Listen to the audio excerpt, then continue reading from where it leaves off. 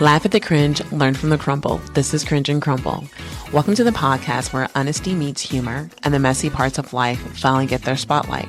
I'm your host, Tranisha, and here we dive into dating, friendships, healing, and all the awkward in-betweens. Because here's the truth. Growth isn't always pretty, but it's always real. So let's get into it.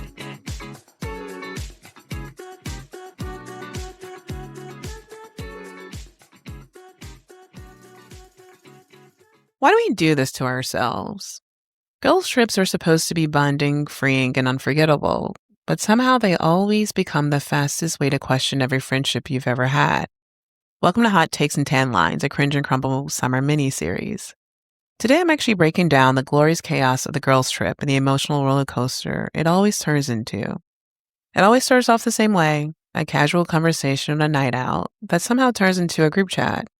At first, the trip is pure fantasy. Everyone's excited, everyone's agreeing, and everyone swears this is actually happening.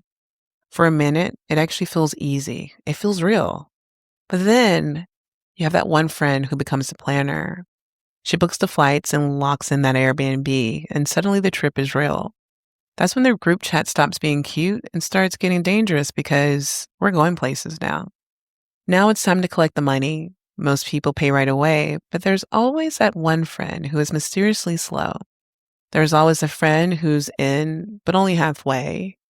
There is also that silent observer who never says much, but somehow shows up anyway. And then there's that friend who sends her money instantly, like she has been waiting for this moment all her life. And once the trip moves from that group chat into real life, everything changes. The first day is always euphoric. You're at the destination, you love everybody, and suddenly every inconvenience feels like the most charming experience of your life. You eat, drink, party, sightsee, repeat. But then the honeymoon phase wears off fast, and then everybody starts revealing their true travel personalities. The planner becomes the schedule police. You have the sleepy friend that acts like 9 a.m. is a personal attack on her freedom. The friend who drinks too much and only wants to drink. The needy friend that needs constant attention. The boyfriend friend that disappears into FaceTime. And then that friend who's contributed absolutely nothing to planning, but suddenly has the strongest opinions about everything. And of course, there's always negative Betty in the mix. We can never forget her. Then comes dinner, which is usually where the real tension starts. Everybody's arguing over what they ate, what they drink, and why they definitely should not be splitting this bill evenly. One person had one appetizer, one drink, and suddenly wants a custom math lesson. None of the numbers make sense. The math just isn't mathing, and everyone is irritated. Nobody's resting, and it's just go, go, go. By the last day, the energy is gone, completely depleted. People are barely speaking. The planner is still trying to squeeze in that one last activity while everyone has literally checked out at least a full day ago. And at that point, everybody is ready to go home. Then departure day arrives, and the airport becomes the quietest place on earth.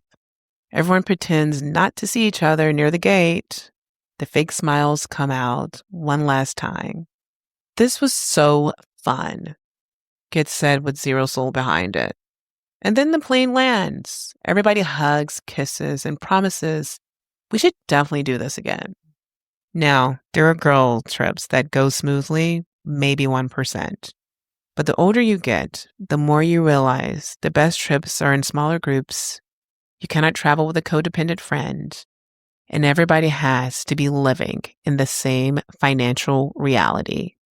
Because the hot take is, in the end, somebody always gets burned.